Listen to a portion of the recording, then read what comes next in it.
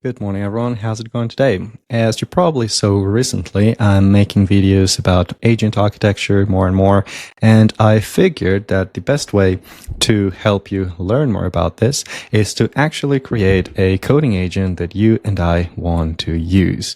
So I'm going to be documenting my learnings and the architecture design here with you. So I am building Tau precisely, and here you can see a little bit about how it works. Tau is named after the number tau, which is defined as the ratio between the circle circumference to its radius. So it is 2 pi. Tau follows the design philosophy of pi, and I believe it is even more modular, as you're going to see a little bit later, but it is made to be educational. This is an educational project, and it is intended to help you build your own agent harnesses and your own coding agents. So today we're going to be taking a very quick look at the overview of how I'm building it, introduce it to you very quickly. Let's take a look at this whole thing. All right, so let me give you a very quick tour of the graphical user interface. Let me just make it larger like this. And here we go. So on the sidebar, as you can see right here, we have this definition of tau. We have the information about the session, so your provider that you're connected to. In this case, I am using my OpenAI Codex subscription, the model that you have currently selected, the thinking mode, the tools that you have available, and the skills. And the tools are listed here, and the skills are listed here. My custom prompts are here, and the context files that are loaded into the context, okay? So it is made to be completely transparent, and this is literally all the information that you need to know what is actually going into your LLM. And here you have the actual thread with the messages. You have the everything is in Markdown and everything is rendered correctly. Tables work much better than, for example, on Claude Code. And when you have a message, you can just send it like that. You have this nice little animation right here, and it will just start thinking about your query and answering it. On the bottom, you have the location, the context window available, and then again the model that you have currently selected. Just like in Pi, you can do Control-T to expand the thinking tokens, and Control-T again to close them. And you can do Control-O to open the output of the tool calls. And as you can see right here, it just renders very beautifully Markdown, and I can just ask it to create a table with this. And I can also add follow-up messages, as you can see right here, and they will be sent right after the whole thing is sent. This is very common in pretty much every terminal user interface that you're currently using, including Pi and Claude Code, etc. But as you can see, it works pretty well, in my opinion. As you can see here, it is rendered a table very well. I will be telling you a little bit more about the architecture design and design decisions that I have made. So for example, in this case, I am using Textual for the graphical user interface. Tau is written in Python. And as you can see, the tables re-render very nicely and very neatly, so everything works correctly. And I can just ask it to create a new PR for each one of these. And there it goes. Let me tell you a little bit more about the architecture real quickly. All right, so let's take a very quick look at how this agent actually works. Well, the agent is pretty much finished, at least for the first version that I'm going to be putting out. But I want to give you an overview of some of the architectural designs and patterns that you can reuse in your own coding agents once you start building your own. So what I did, and what I think that you should do as well when building coding agents and agents in general, is separate your agent into 3 different layers. So in the case of Tau, I have 3 different layers that you will see when you open the code base. So there is Tau AI, that's the first one. Then there is Tau Agent, that's the second one. And then there is Tau Coding, okay? And these are the 3 layers that I have implemented. So the first one, very important, is just the provider and model streaming layer, okay? So this one right here, let's call it Tau AI. It unifies LLM providers, okay? And after that, it streams events to the consumer, okay? To the consumer.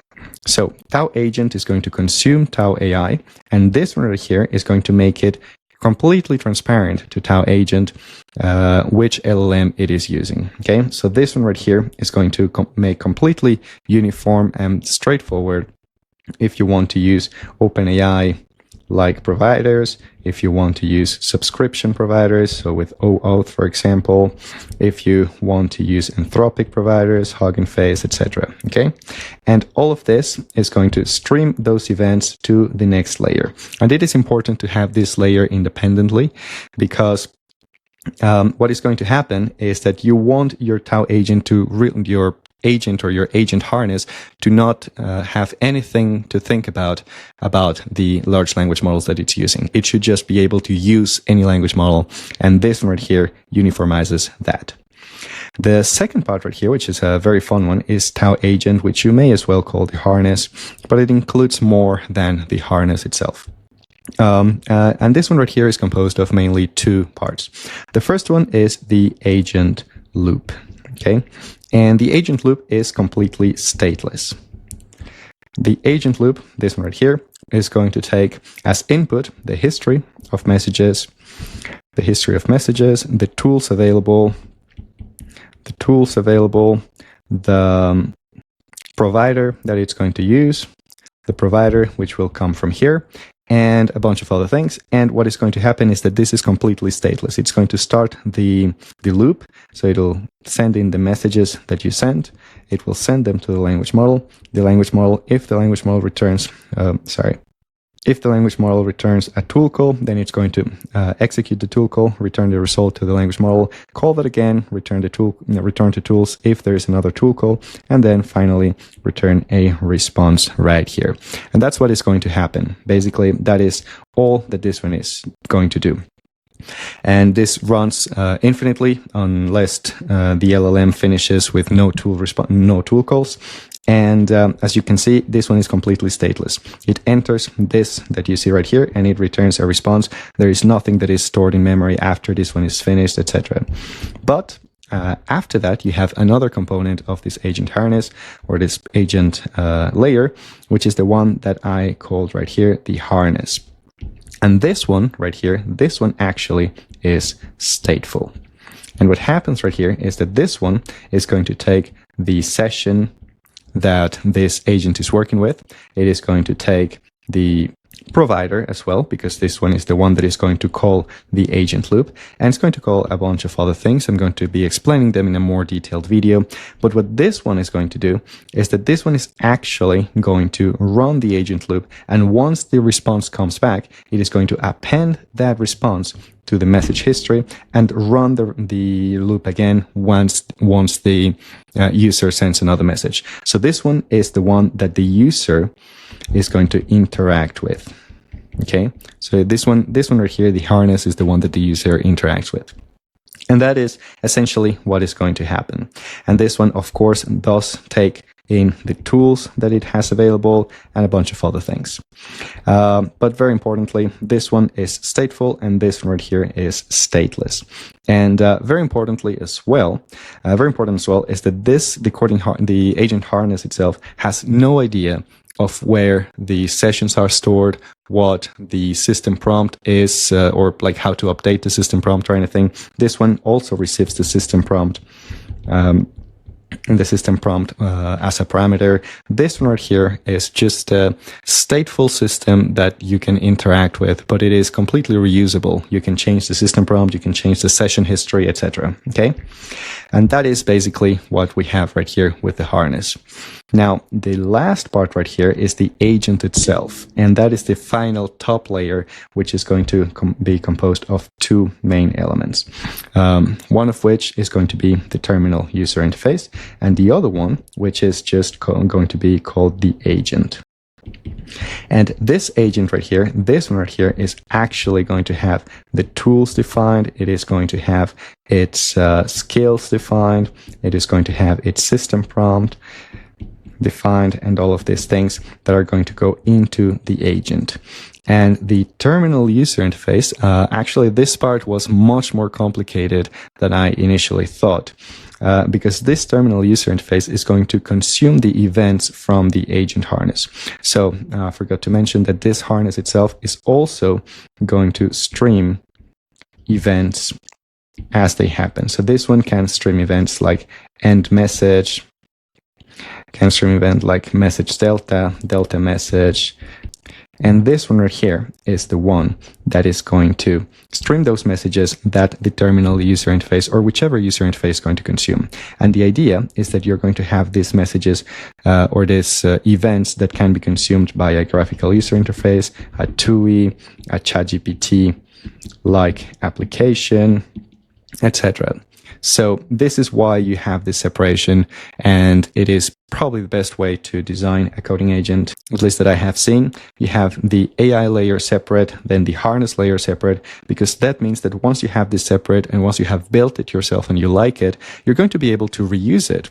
And you can basically reuse it for building different applications that might even be completely separate, because this harness itself doesn't even know that it is a coding agent. It just knows how to execute functions, how to execute tools, what the schema of the tools is.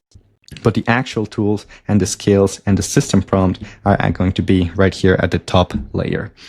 The terminal user interface actually turned out to be much more complex and complicated than I initially expected. But this one right here is the one that is going to consume the events. So when the harness is going to yield an event such as end message, this one right here is going to display the message. Okay.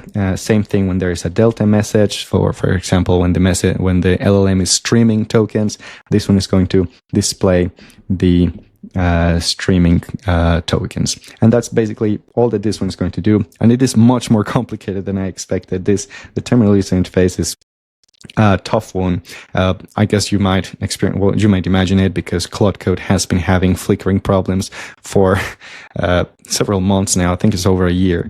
So there you go. That is what is going to happen with, that is a very high level overview of how the architecture of this one right here works. I'm probably going to make a deeper overview of this, because of course the idea behind building this agent is to have you use it, to have you see what breaks, to have you rebuild the components that you like, and to have you even show you how you can build terminal user interfaces, because the objective of Tau is that it is completely modular. So you can build your own terminal user interfaces, and I'm going to be showing you in future videos how to do this and how to connect them to your own agent and how to create your own harness as well.